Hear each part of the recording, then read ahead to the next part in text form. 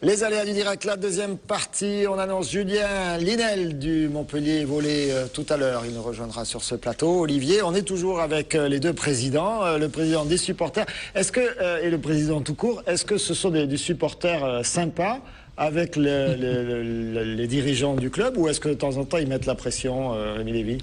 Non, ce sont des supporters formidables. Vous savez, c'est une famille, en fait, ce club. Et c'est vrai que... Ils font pas les manifs de temps en temps? Alors vous gagnez presque jamais, tout le temps, donc c'est difficile. Jamais, mais... Non, jamais. Ils sont toujours très positifs et ils nous soutiennent à fond. Et l'histoire des Blue Fox est vraiment indissociable de celle du Montpellier Agglomération Handball. Et je vous assure que quand vous jouez à 1500 km de vos bases et que vous arrivez à la salle et que vous les trouvez là, ça fait chaud au cœur et ça vous met tout de suite dans de bonnes dispositions pour jouer. Alors justement, il y a Montpellier-Chambéry ce jeudi soir, très important en championnat, même si vous avez beaucoup d'avance et que Chambéry est au plus mal en ce moment. Et puis également le tirage au sort de la Ligue des Champions, ce fameux 8e de finale que vous allez forcément jouer à l'extérieur au match retour. C'est soit Hambourg, soit Barcelone, soit Atlético Madrid, anciennement Ciudad Real. Qu'est-ce que vous préférez l'un et l'autre? Il vaut mieux éviter Barcelone, non? Il y a un quatrième club, non? Non. Ah d'accord. Alors exactement, Olivier vient de rappeler les clubs potentiellement que nous allons tirer. Bon, je n'ai pas de préférence parce que vous savez, en Ligue des Champions, à ce niveau de compétition, tous les clubs sont de gros clubs et se valent. C'est vrai que, comme tu l'as dit tout à l'heure, les autres années, on était peut-être dans un certain confort inconscient en étant à la première place, mais ça ne nous a pas pour autant donné des huitièmes de finale qui étaient faciles. Je me rappelle en particulier le match de Schaffhausen l'année dernière où on a beaucoup bataillé pour passer ce tour. Donc c'est vrai que cette compétition, elle est importante, il y a des gros clubs, il faut les affronter un jour ou l'autre. Donc voilà, on va vers une épreuve de vérité, on a encore 3 semaines pour le préparer.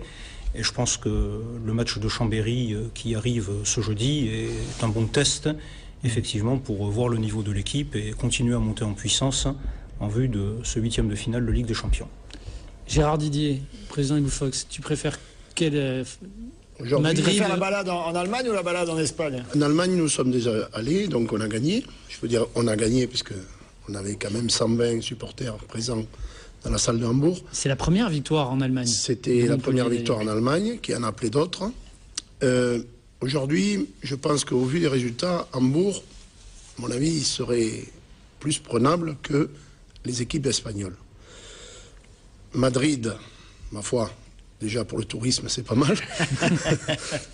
Sur le tourisme, parlons bien. C'est combien d'heures de bus, Gérard? Au nom de tous les supporters du Montpellier Agglomération Handball, on voudrait éviter à tout prix Barcelone. Je préférerais battre Barcelone en finale du Final Four que de les prendre. Mais ce qu'il faut dire aujourd'hui, c'est que notre position, elle n'est pas si mal que ça, parce qu'on n'est pas favori. Certains diront, si on perd, c'est comme ça. Mais moi, je les sens bien et un petit match contre Hambourg ne me déplairait pas. Alors évidemment, il y a la position du match qui se fait en premier à Montpellier. Il a été dit à un moment que ça pouvait éventuellement se jouer dans notre antre de Bougnols.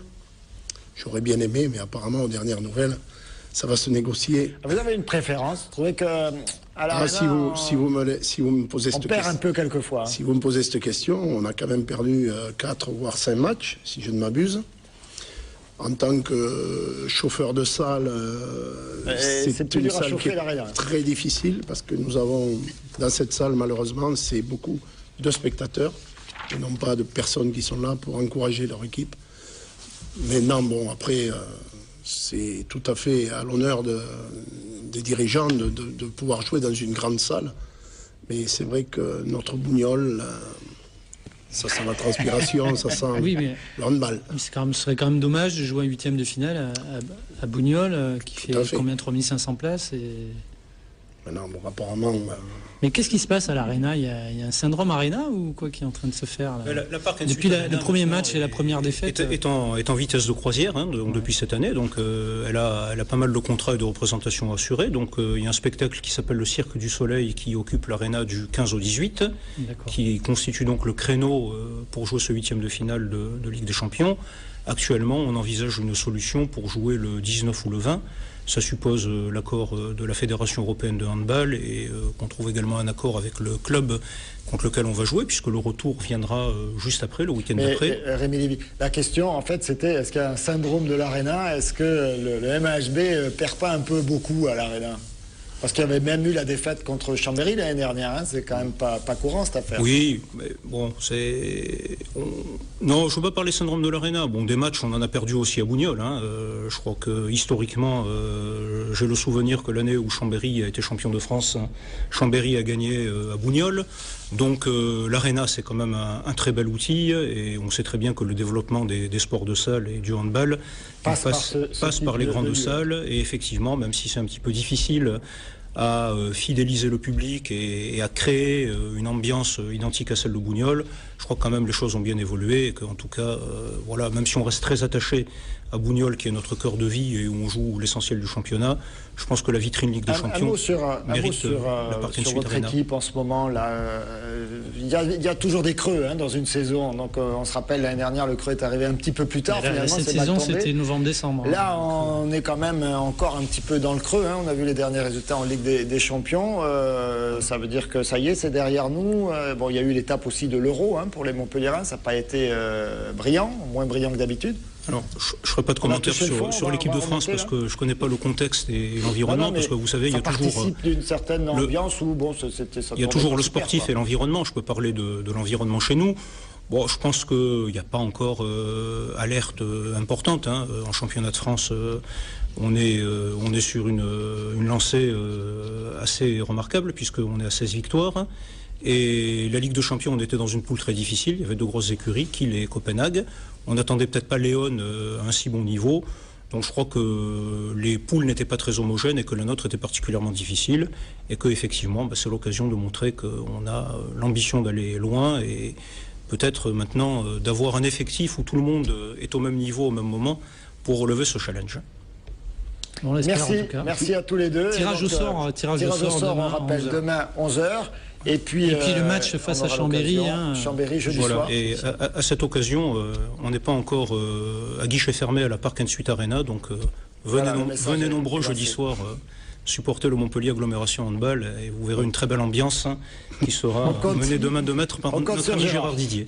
Et c'est Blue Fox. Merci à tous les deux, à très vite et à très bientôt bien sûr sur ce plateau. On enchaîne avec les titres.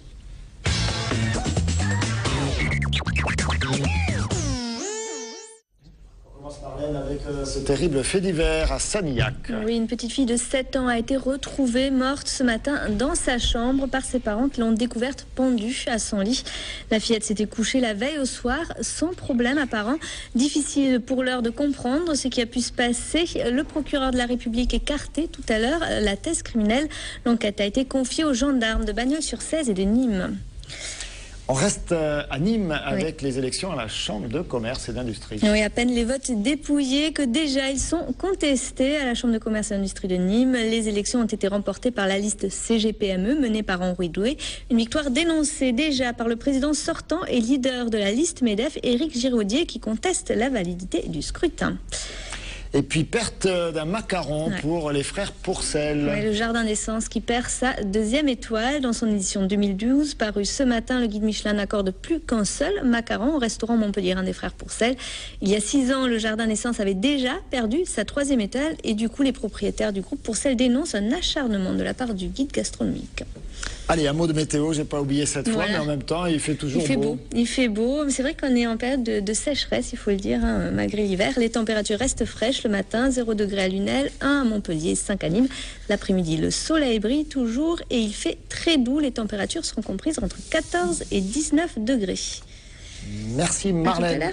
On se retrouve tout à l'heure, 19h30 pour le journal, bien sûr. Et Julien Linel est arrivé sur notre plateau. Bonsoir, merci de nous avoir rejoints. Bonsoir, merci à vous. Avec une belle victoire, Olivier. C'était vendredi, samedi, je m'y perds. Samedi. Victoire, vendredi. Face à...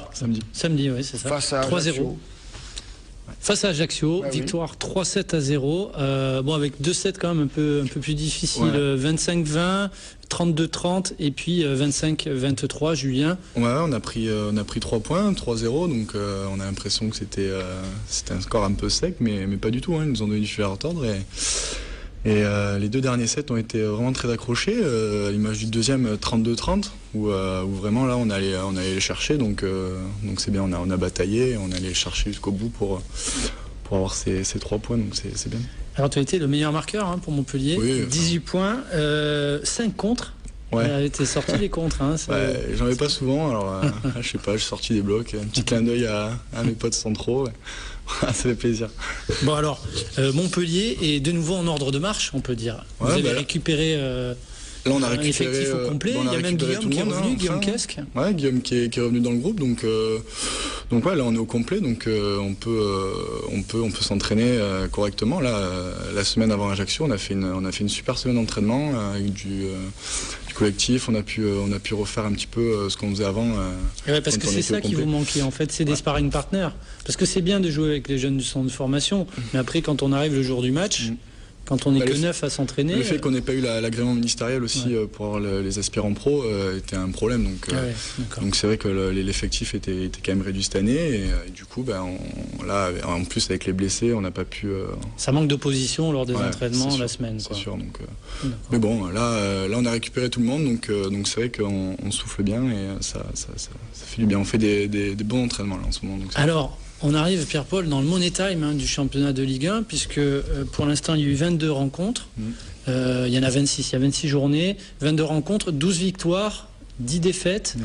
Il reste 4 matchs, et 4 matchs face à des adversaires qui vont être en lutte avec vous. Pour les 8 premières places, peut-être regarder le classement. Pour les playoffs. Oui, on va regarder le classement. On verra plus clair. Voilà, Montpellier, 8e. Voilà. Les 8 premières places, on les répète, sont qualificatives pour les playoffs. Et ils vont recevoir. Premier, 8e, mais bon, ça fait rien, ça se joue quand même. On a vu des équipes plutôt classées 6, 7, 8 arriver. Ah, mais c'est arrivé, Montpellier, il y a 3-4 ans, ils ont terminé 8e, ils ont éliminé Poitiers qui avait terminé premier. Voilà. Et puis donc, on voit bien, Paris, Toulouse, Narbonne sont encore, peut-être moins Narbonne, mais sont encore en course pour contester cette 8e place. Exactement, Pierre-Paul. Alors, Montpellier va recevoir Tourcoing qui est 7e. On va regarder le Tourcoing qui est 7e, ils vont aller à Beauvais, là qui est 13e et qui revient bien. Ils reçoivent Nantes qui est 6e et ils vont à Paris qui est 9e. Donc là, ça promet. Ce sera peut-être le match de la qualif. On va jouer tous les concurrents directs, donc c'est des matchs cruciaux. Là, faut pas se rater, c'est sûr. Alors ces 4 matchs, j'ai regardé lors du match aller, ça a correspondu au fait que vous perdiez Philippe Rejlek, le pointu que vous aviez en début de saison. Ouais. Et il y avait Marcel Gromadowski, donc l'attaquant de pointe polonais, qui arrivait à ce moment-là. Ouais. Donc il a fait son premier match justement face à Tourcoing. Voilà. Et vous avez perdu. Sur ces 4 rencontres, vous avez perdu 2 fois. Vous avez gagné 2 fois. Ouais. Là, il faudrait que, idéalement, ce serait bien de gagner. Là, à la maison, Tourcoing, on envisage une victoire, bien sûr. Voilà. Là, Marcel a eu le temps de s'adapter depuis, donc oui, l'objectif c'est de prendre les 3 points, c'est clair et net. Maintenant voilà, on verra bien. À Beauvais, on sait que ça sera dur. Parce que là, ils veulent sauver leur peau, parce qu'ils sont pas bien, mais on sait qu'ils ont un effectif très riche avec des gros joueurs. Sur le papier, c'est quand même une grosse équipe. Donc jouer à Beauvais, c'est pas simple et on va y aller. On va y aller pour tout donner. Et après, vous recevez Nantes et vous allez à Paris. On donne le prochain rendez-vous et le prochain rendez-vous ici. Alors, le prochain rendez-vous, c'est vendredi soir à Coubertin. Et c'est bien sûr Tourcoing, Turquenois. À 20h. Gros match. Voilà, gros match. Et ce sera sur Dailymotion si vous ne pouvez pas vous rendre. C'est solide. Sur Dailymotion, tiens, pourquoi pas. Et puis bientôt sur TV Sud. Voilà, on espère bientôt. On espère filmer les playoffs. Merci beaucoup, Julien, d'être venu jusqu'à nous. Merci beaucoup, Olivier, Julien, pour ce sport. Encore un beau week-end de sport, un beau week-end en perspective. Allez, on enchaîne avec une pause et la 3e partie des aléas du direct.